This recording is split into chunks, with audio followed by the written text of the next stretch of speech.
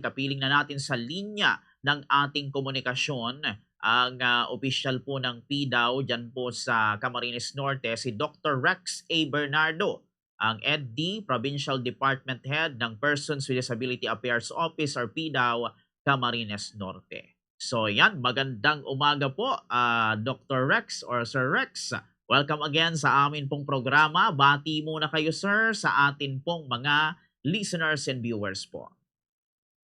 Magandang umaga sa mga tagapakinig sa inyong programa, Bombokier, at salamat sa muling pag-iimbita ninyo sa atin, sa amin sa Camarines Norte, PDAW, upang makapagbahagi ng mga kaalaman paukol sa ating mga kababayang may kapansanan. Opo, iyon. Umpisahan natin Sir Rex ang ating tanungan. Kasi yun nga po, unahin natin dito sa mga discrimination sa PWD. Base po sa record niyo or sa data po ng PDAW Cam Norte, Sir Rex, may mga reported cases po ba ng discrimination, bullying sa mga kababayan po natin na may kapansanan mula halimbawa 2024 hanggang May 2026 ngayon? And ano po ba sir yung siguro top 3 na lugar kung saan po nangyayari ito, Sir Rex? Okay. Actually, may mga report na nakarating sa amin with regards to the bullying and discrimination na naisagawa against sa mga may kapansanan. Subalit ito naman ay nare-resolve na hindi na kailangan dalhin sa korte, ano.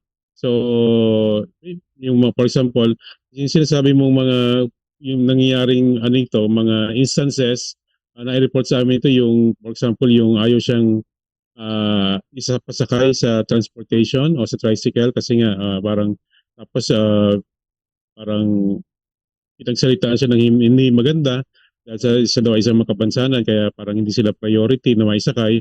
So ito naman ay pinagharap sa nireklamo sa barangay at nagkausap sila at nagbigay naman ng paumanhin o apologies yung driver na yon at sinabi hindi na yan nila uulitin. So yun usually yung mga yung mga quote. Tapos yung another thing yung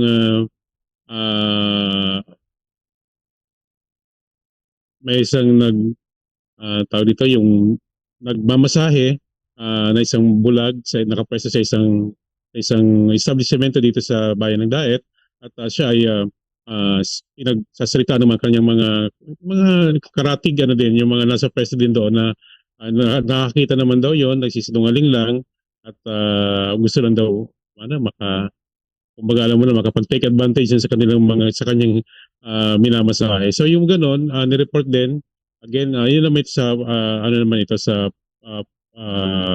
Philippine National Police at pinuntahan yung lugar na yun at pinagsabihan din at tumigil naman ika nga sila sa pagbigay ng mga maling impormasyon tungkol doon sa ating kababayan may kapansanan. So ang ano dito kasi Bombokier, siyempre kung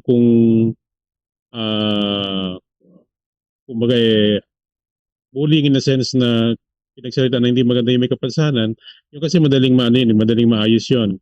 At wala pa tayo nakikitang dito yung nagiging hindi nagbibigay ng paumanhin, di ba? Nag-apologize para naman hindi na maiangat nga itong ganito sa kaso. Sabalit may malinaw na provision tayo sa batas na gusto din nating iparating sa ating mga kababayan na yung Republic Act 9442 which is amending the Republic Act 7277, doon nakalagay doon sa Section 7 at saka Section 8 po noon na bawal pong magkaroon nga ng public ridicule sa ating mga may kapansanan sa pamamagitan ng mga pagtatawanan yung kanyang kapansanan, whether ito po ba ay sa pamamagitan ng salita o sa pamamagitan ng pagsusulat, yun po ay pinagbabawal din po yun at kumbaga hindi mga tinatawag natin mga content creator na kung meron silang mga palabas na ginagawa either sa online or sa mga public show ay pinagbabawalan din na pagtawanan yung kapansanan ng isang tao. So sa Section 7 yun at sa Section 8 naman yung hindi pa pwedeng ipahiya yung may kapansanan, tinatawag na deliverance from vilification. Tapos yung ginagawa example yung mga kapansanan para pagtawanan o ipahiya ang isang tao. So yun po, ano po yun, meron po tayong mga penalty din po doon na nagbibigay ng kaparusahan. Ika nga, ang unang penalty po noon, first offense, meron po tayong multa na 50,000 at hindi bababa sa 100,000 and possible imprisonment of yung ano nga, from 6 months to 2 years. At Bombocare, pag sa mga susunod po mga offenses na na-commit, tatas na po yung penalty na from 100 to 200,000 at pati yung imprisonment po ay from 2 to 5 years. So medyo mataas po yung kaparusahan sa mga gumagawa ng ganito o kung magkukumit ng ganito sa mga may kapansanan. Opo, iyon. So dito, total nabanggit nyo sir itong about sa RA 9442. Ayon po sa batas na ito sir, ano po ba yung yung halimbawa yung parusa sa isang tao o sa establishment na ng api o ng discriminate ng PWD? And sino sir yung Oo. nag-i-implement nito diyan po sa Cam Norte? Kayo rin po ba sir sa PDAW o meron pang iba, Sir Rex? Again, ito, Care, siguro ang pwedeng ma-facilitate ng PDAW is yung filing of appropriate case or complaint. O kaya naman yung mediation, ika nga na papagharapin yung dalawa. O kaya naman yung pagpapatawag dun sa mga establishment or person na involved dito kung sila inireklamo. For example, kung yun ay corporation, ano ba, kumpanya po yun, so yung mga opisyalis po nung kumpanya na po na yun ang magiging liable doon kung halimbawa meron silang ginawang production na parang kumbaga ano nga yung nagdi-discriminate sa mga may kapansanan. O kaya naman kung sila ay establishment na merong business permit, pwedeng mai-rekomenda namin yung cancellation ng business permit na yon. So at the end of the day, ang pwedeng magawa ng PDAW ano kami tawag dito yung pwedeng magreklamo dito at i-recommend po namin sa proper authorities kung yan ay criminal offense, siyempre sa police po yan. Pero usually po, may mediation muna, pinapagharap po natin yung yung nagrereklamo may kapansanan at saka yung nirereklamo. Parang tulad din po ito nung sa hindi pag-i-issue ng appropriate discount sa mga PWD ID, ganoon din po yung ginagawa po natin. Okay po, iyon. So ito, sir, puntahan natin naman itong about sa peke na PWD ID. Ang unang tanong ko dito, Sir Rex, ano po ba yung yung official process ng PIDA o Cam Norte sa pag-issue po ng PWD ID? Ano po ba yung mga requirements? May QR code po ba o security features ngayong 2026 para maiwasan po yung mga peke, Sir Rex? Yan, ang yung sagot sa tanong mo, Moker, yung ini-implement ng National Council Disability Affairs Office na Unified PWD ID, kung saan tama yung sabi mo na may mga security features po ito na kung saan hindi pwedeng matamperi po ito kasi yun ang naging problema nung nakaraan, di ba, na yung natatamper daw po yung mga yung nakakapag-create sila ng mga fake ID. Aside pa yun dun sa yung ID na totoo namang ID pero na-issuean yung hindi may kapansanan. Ang sinasabi po natin dito yung pagtatamper ng mga ID na may mga security codes na po ngayon na nakalagay po doon sa ID po na yon. Actually last 2 weeks ago lang po na po kami kami dito sa PDAW ay lahat po ng mga staff kung may kapansanan ay sabay-sabay po kami kumuha ng Unified PWD ID. Ito po ay iba pa ito doon sa tinatawag na Person with Disability ID na regular natin ginagamit sa mga discount at yung mga privileges po natin, di ba? So hindi pa rin mawawala po 'yon. Kaya medyo I need to yung remind po yung mga PDAW na baka daw na mapabayaan nila yung pag-i-encode ng mga data ng mga may kapansanan at pag-i-issue ng mga PWD ID kasi nakapokus sila dito sa Unified PWD ID. Dapat po yun, hand in hand po nilang gagawin po yun. Kasi ito pong Unified PWD ID ay ito po yung magpapatunay na sila ay may kapansanan talaga. Against po, ito po yung mga panlaban natin sa mga fake PWD ID. Samantalang yung regular PWD ID po na na naka-online po sa online registry ng DOH po, yung tinatawag na online PRPWD, ay yun po yung magamit po natin sa iba't ibang mga discount and privileges. So parang sabihin niyo po, parang bakit naging dalawa pa? Kasi po, this is for the simple reason na nag-implement po kasi nung online PRPWD ay yung DOH na sa kanila yung database, at ang Unified PWD ID naman po ay yung NCDA naman po. Base po yan dun sa mandate, yung mandato po ni DSWD Secretary Rex Gatchalian na dapat makurb na po yung proliferation po ng mga fake PWD ID. Kaya meron po silang naisagawang ganito. At dito po sa Bicol, Camarines Norte po yung kauna-una nakatanggap ng training po para sa lahat ng mga municipality.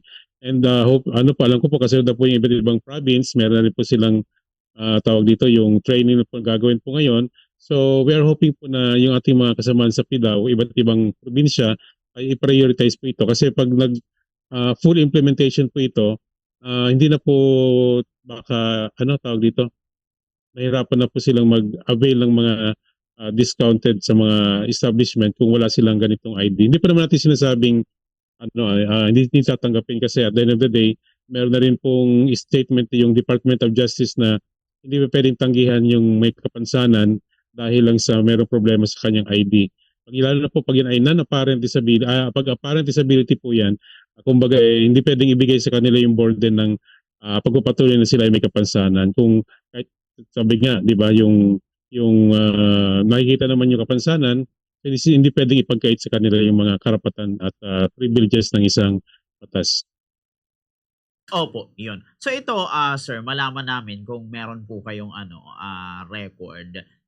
May mga na-confiscate na ba tayo, sir, na peke na PWD ID? And kung meron na, ilan po ba ito, sir, dyan sa Cam Norte? At ano po ang penalty under the law sa gumagamit po at sa nagbebenta ng mga peke na PWD ID, Sir Rex?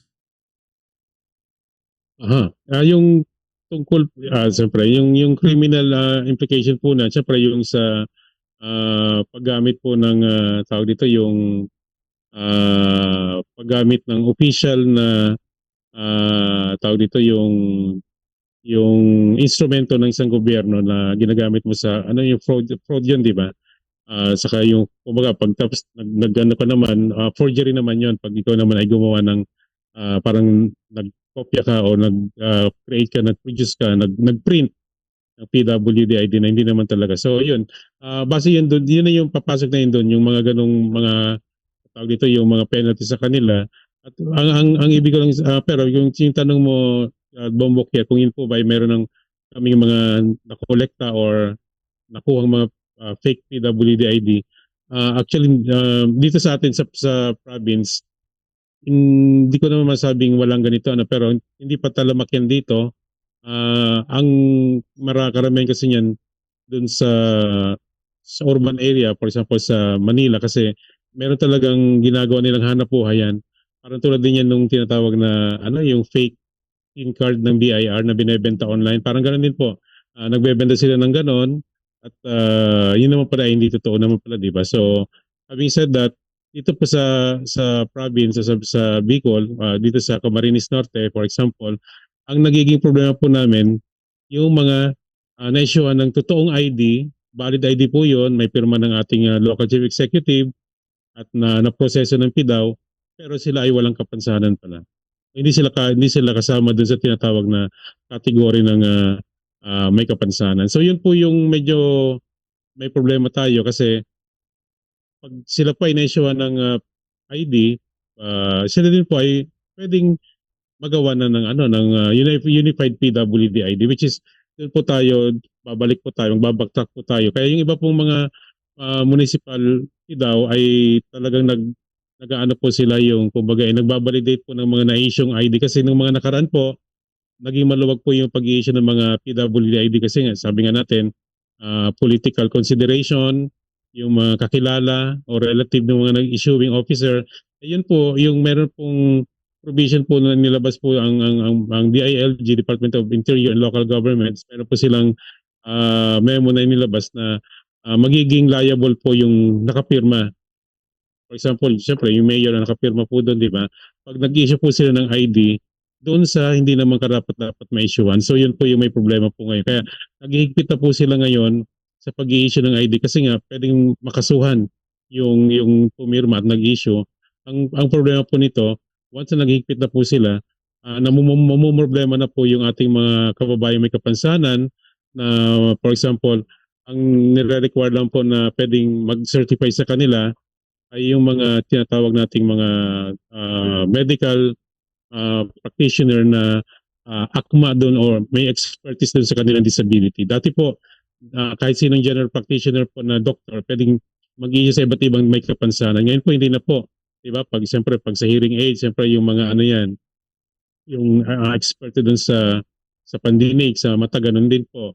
Eh paano po yung sa mga learning disability na iba't iba po yung kanilang uri ng expertise na kailangan, di ba? So, nagiging ano po, yung double edge din po yung paghihigpit ng pag-i-issue ng PWD-ID kasi nangangailangan na po ng tinatawag na expert o mga psychologist o iba't ibang mga medical practitioner na kung minsan po o usually ay wala naman po makita po tayo dito sa ating kapaligiran dito sa ating probinsya.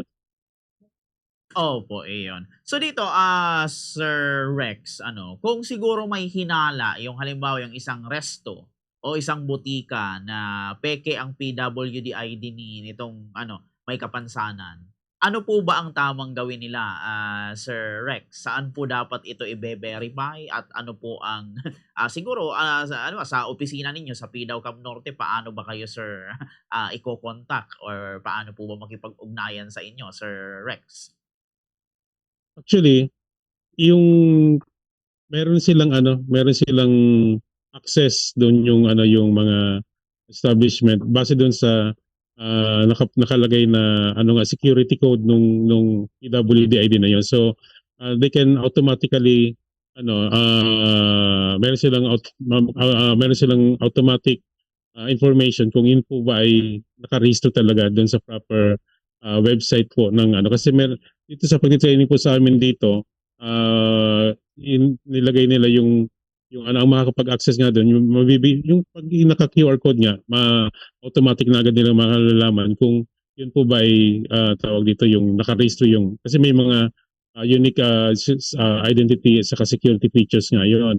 Ngayon po ang gusto ko lang pong ibalita din sa ating mga kababayan, bukas po magkakaroon po kami ng training po kami mga provincial PDAW, specifically ang NCDA para po makatulong po kami mga provincial PDAW dun sa pag-i-implement po nito kasi nakikita po namin supposedly ang mag-i-implement po nito ay yung mga frontliners na mga municipality, city at yung provincial PDAW supposedly ay nag-aano lang nagmo-monitor lang. But at the end of the day, we are pushing po na kailangan masuportahan po namin itong mga municipality daw kasi o mga maliliit na municipality kasi usually minsan hirap po silang makapag-upload ng data. For example, ay yung mga 56 class municipality, hirap po sila na mag-upload ng mga PWD data po dito sa system. At ang mangyayari po niyan, mahirapan, maging slow yung implementation niya. So kami mga provincial PDAW na supposedly ay kumpleto naman, may gamit naman kami, may mga personnel, kailangan makatulong po kami dito. So mag-meeting po kami tomorrow at ipaparating po namin na kailangan talagang masuportahan po natin ito. Kasi pag hindi po, kami po sa Camarines Norte, meron na po kami iniisip na mga tulong na pwedeng gawin. For example po yung tawag dito yung gagawin pong plastic yung ATM type yung ID. Yung ibang mga municipality po wala pang gano'n na kakayanan. So kami po mag-procure po kami ng tawag dito ng laminator para po maging maging PVC type po yung ating mga ID na gagamitin. At kasi para mas matibay po ng mga gamit. And then i-offer po namin itong ganitong serbisyo sa mga maliliit na municipality po dito sa province. Kami po yung magpiprint ng kanilang ID. Kung gusto po nila, if they are willing, then kami po yung magsasagot po noon para po matulungan po natin yung mga maliliit na LGUs na maipatupad po ito. Opo, iyon. So ito, last na lang na tanong sir regarding dito sa PWD-ID ano, tapos proceed na tayo sa next na ano, na topic. So Sir Rex, nabanggit nyo kanina yung about sa Unified PWD-ID. Ano ba sir yung pagkakaiba nun sa mismong PWD-ID, yung regular na PWD-ID, Sir Rex? Actually, dapat pareho lang yun eh. Dapat pareho lang yun. Kaya lang, yung gaya na nasabi ko kanina, iba kasi yung implementing agencies po nito. Kaya pinag-usapan nila yung migration of data kasi sayang naman yung mga nagawang mga nagawang datos na nailagay na dun sa database ng PRPWD. Kung hindi ito gagamitin, ibig sabihin, nagre-re-encode po sila ngayon back to zero po. Ibig sabihin, 'di ba parang very inefficient po ito sa part ng government kasi sana yung tinatawag na electronic migration ng mga database ay sana para hindi na andun po kasi lahat ng mga information eh. So, yun sa tanong niyo po, ano yung pinagkaiba? Ang pinagkaiba po nito, yung Unified PWD-ID po, ang pinaka-objective po niyon is to curb or combat po yung proliferation ng fake PWD-ID. Pag pinakita niyo po ito sa sa sa mga establishment, mayroon na po sila mabilis po yung pag-transmit ng information kung paano para ma-determine kung ito nga po ay totoo o hindi, di ba? Unlike po kasi doon sa PRPWD-ID po ng may kapansanan ng DOH, wala pong ganong sistema. Ang mangyari po yun, ang ganito po nangyari po, pag pinreleasan nyo po yan, sa system ng yung ID nyo sa mga establishment, tatawag pa ako ngayon yung establishment doon sa opisina ng PIDAW para tanungin lang kung ito po bang ID ito ay nandoon sa database. Eh paano po pala kung kumain yung PWD ay 7 o'clock pataas, hindi wala na pong opisina noon. Or paano kung hindi makontak po yung PIDAW? Diba? So, o kaya nawala yung internet. So, wala na pong, hindi na po nila makokontak ngayon kung tama ba o hindi itong PRPW, ay yung PWD ID na yun. Kaya naghiwalay po sila ng ID. Opo, iyon. So ito, sir, mga ano na lang dito naman tayo sir sa usapan ng ano ng discount. Kasi para malinawan lang din yung atin pong mga nakikinig sa atin. Saan ba sir yung exact na 20% discount Okay. at VAT exemption ng PWD ayon pa rin sa RA 9442? Kasama po ba dito sir yung gamot, groceries, restaurant, hotel, at pamasahe? Sa halimbawa sa bus or sa van, Sir Rex? Merong mga categories po tayo bumukir. Tama po yung sabi po ninyo na yung 20% saka yung 12% na VAT po ay pwede po natin magamit yan pag tayo po ay kakain sa mga fast food, restaurant, bibili ng mga ticket sa kung ano man yan, concert, airfare, magbubook sa hotel, ganito, ganyan. Ano pa, sa gamot, yun. Pero hindi po lahat pagdating naman sa basic goods, yung bibili niyo sa mga groceries, 5% lang po. So, hindi po, ano po yan, doon po sa, meron naman, hindi naman po dapat malito yung mga may kapansanan kasi doon po sa aming booklet, tawag namin purchase booklet na ini-issue sa amin ng mga PIDAW, nakalista po doon kung ano yung mga pwedeng ma-avail ng 20%, sama na dyan yung medical check-up, ganon. At ano naman yung pwede lang dun sa tinatawag na 5%. Yung sa 5% po, basic goods and necessities po yon. For example po, yung gatas, bigas, ano pa ba, yung mga basic goods po, yung diapers, yun, pwede po yun. May, may, may nagkaroon lang tayo ng problem kasi yung iba, kala po nila pag lahat ng mga goods sa grocery ay merong 5%. Wala po, may nakalista lang din po. Kasi may nagtanong po niya sa amin nung kami po ay inorient ng DTI at may makulit na nagtatanong sabi, bakit daw yung chocolate sa mga malalaking malls ay wala raw discount kasi nga hindi naman yun nakalagay dun sa basic goods. Hindi siya classified as basic goods and dun sa provision na yan. Opo. Paano pala, Sir Rex, kung halimbawa ano, yung tinatawag na invisible disability, halimbawa ng ano, tulad ng autism, ADHD o yung mga depression under RA 11036 naman, eh wala naman silang wheelchair. Paano yun? Baka hindi ma-notice ng ano ng tindera, ng nasa hotel. Ano po yung documents na dapat ipakita para hindi ma-deny sa discount, Sir Rex? At, very relevant po yung question niyo kasi nung last Thursday po during our disability sensitivity training po sa SM Mall, sinabi po namin din sa mga tenant, mga clientele po ng SM na meron pong mga tinatawag na non-apparent disability. Isa nga po dyan, yung nagtanong po sa amin, yun daw po bang Crohn's disease, yung CROHN, Crohn's disease ay magpo-fall under sa category na may kapansanan. Ang research ko po yung Crohn's disease, yun po pala ay, yun po yung tawag dito, palaging nakakaramdam ng ano, yung LBM, lagi nagda-diarrhea at lagi sumasakit yung tiyan. So sabi ko, yan po ay sakit. Disease po yan, ano, illness po yan. So hindi yan magpo-fall sa category na may kapansanan. Subalit, nung in-interview ko po yung bakit po niya nasabi yon kasi daw po hindi na daw po siya makapag-function ng maayos.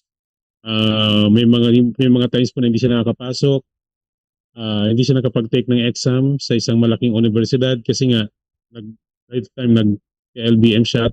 At ang matindi pa po noon, once na makaramdam daw po siya ng dapat ng makapaglabas ng ano, hindi na po niya mapigilan yon. Kaya kailan daw po niya ng yung tinatawag na walang masyadong pila, kumbaga yung PWD comfort room para doon nga daw sila yung gano'n.